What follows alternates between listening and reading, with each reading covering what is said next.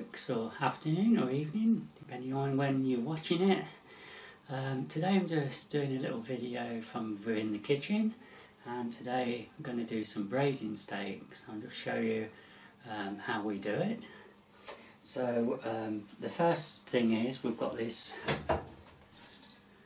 big pot. We're going to put a piece of lard in here.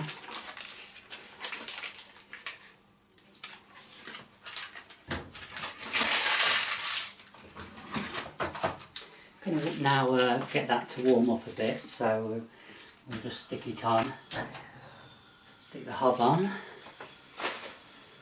Now I've got all lard over my hands. I'm just going to wipe them. As you can see, I'm sweating again.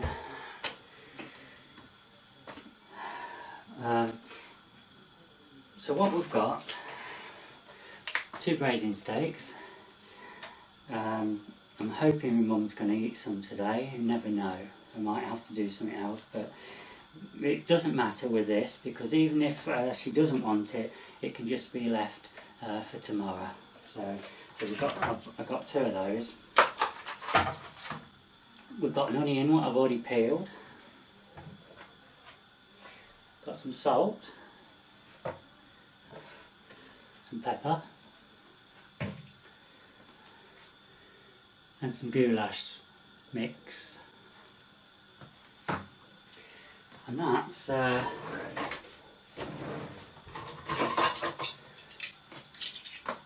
from the gravy mix and the hot water, that's all what we're going to need.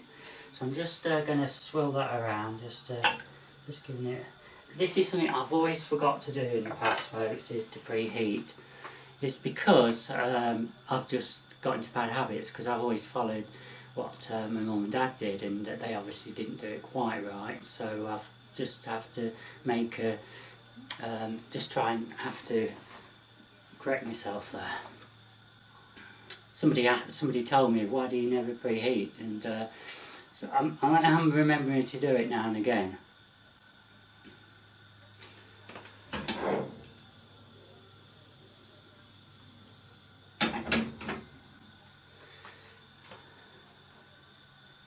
Okay, well that's warming up nicely, but it's not sizzling yet, so I've been told you're meant to leave it to sizzle, so here we are, folks.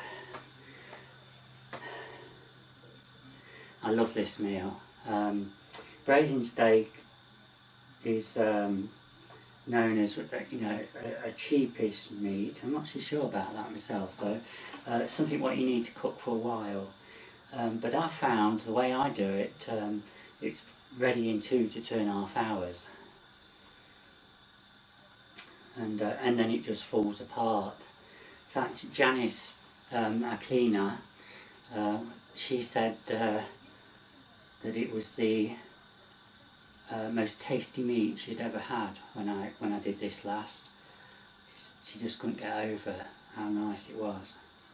I think a lot of people do things in the oven, or they grill or fry and that, but don't very often do it this way. So I believe. I mean, I could be totally wrong. Right, it's sizzling now, folks, so let's get the braising steak out. Make sure I've got nothing underneath. Put that in.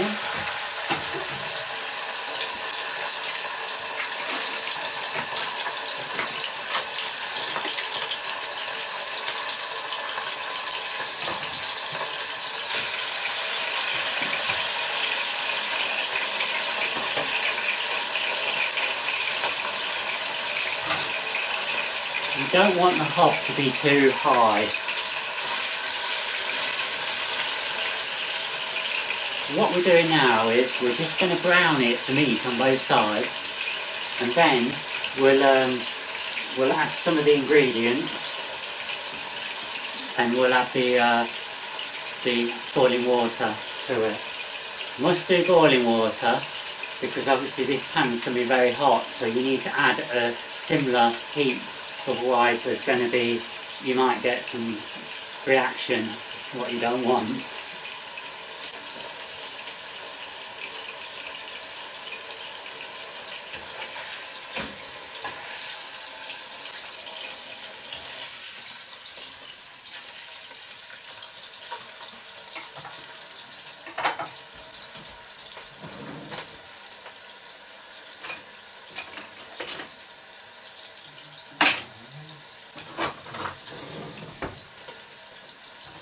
So while that's just browning, I'm just going to do the onion.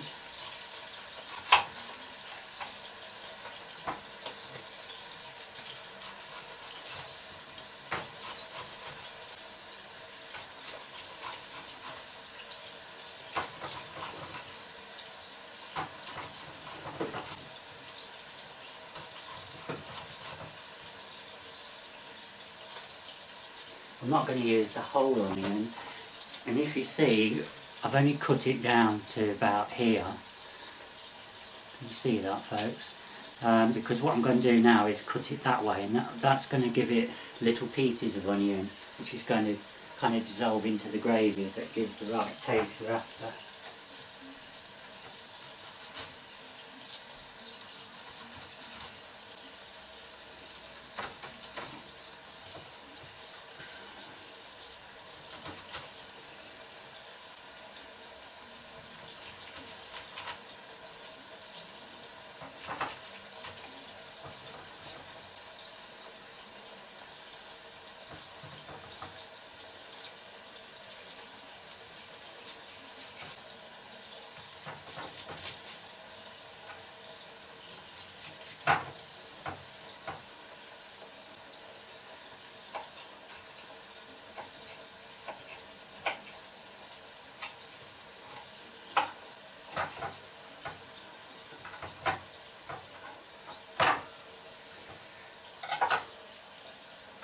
And hopefully you can see that that's ample.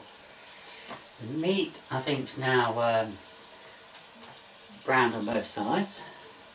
I'm just going to sprinkle some of this onion in.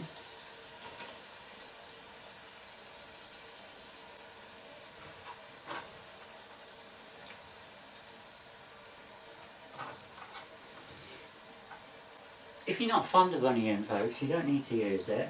I didn't use it last time, but it can add some taste to it. I mean, you know me, I'm a fussy eater. But I like this, but whereas my sister, she would not touch it because it's got onion in. But, right, so before I put the water in, I'm just going to put some sprinkle of pepper, sprinkle of salt, get some goulash mix.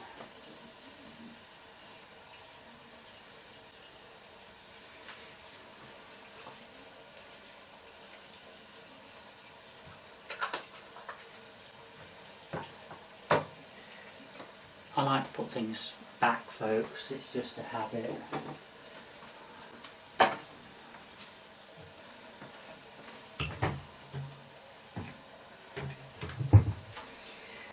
Get the kettle on.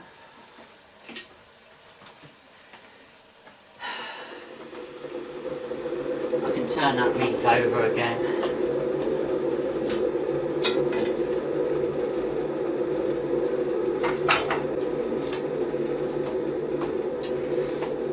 And then we'll cover the meat with the water. The meat will float to some extent, so and what I tend to do is just turn it over every half an hour or so.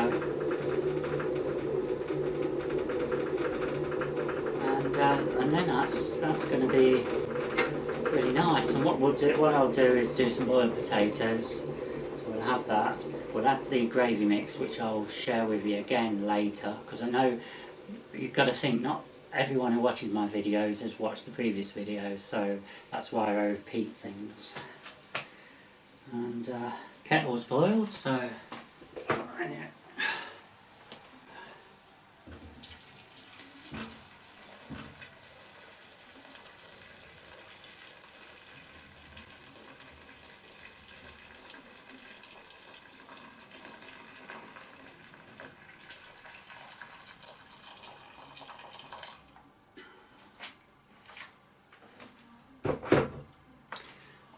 let me show you inside, folks. I'll just take you off the tripod.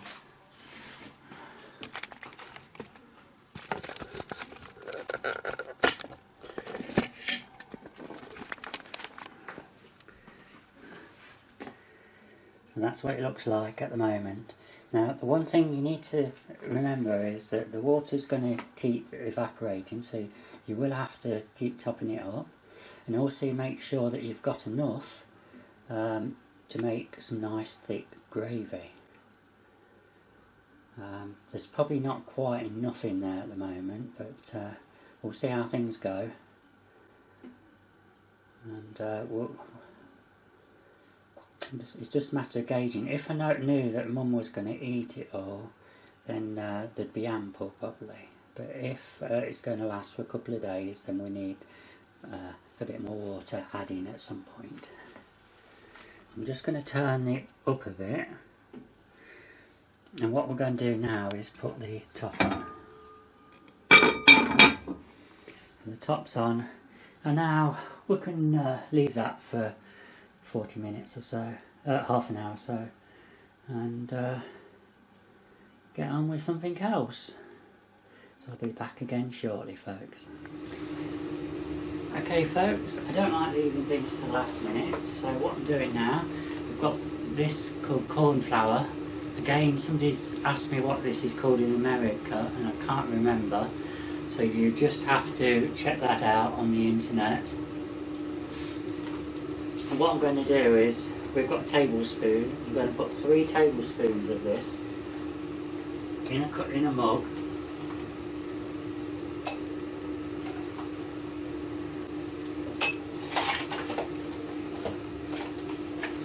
And then we've got this Bisto original gravy powder, and we're going to have 3 tablespoons of that as well.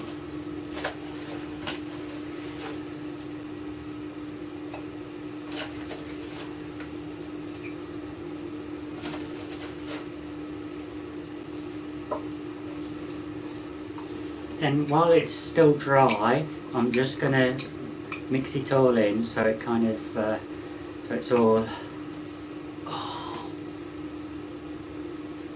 Why did I do that, folks? You've got to see this.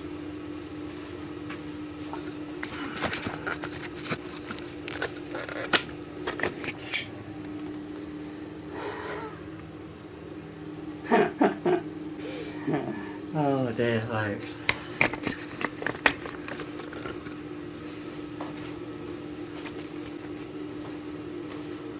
Lesson there, folks. Do it over works.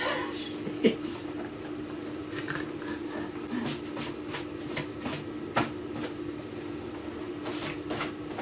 you know what that means. When I go out, there's going to be like gravy on my hat.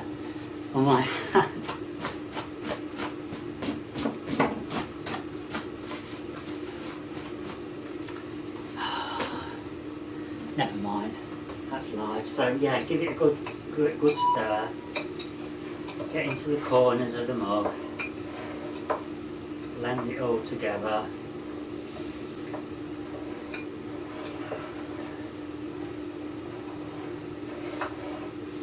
And what I'll do then is I'll add some cold water to it, give it a good stir until it's all like a fluid, not thick, and then I add it to the pot with the braising steak in, and I'll give it a good stir.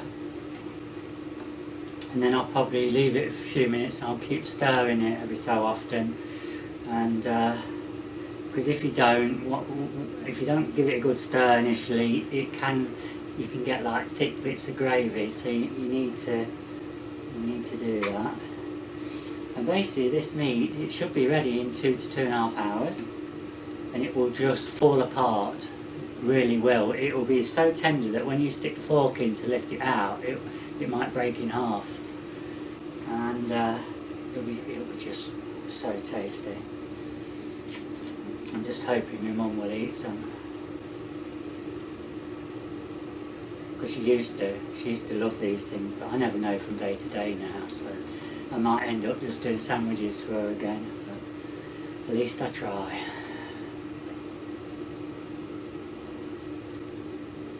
So that's basically it, folks. There's not really a lot else then to mention. I think what we'll do is I'll show you a picture of it when it's finished on the plate, and then you can judge yourself.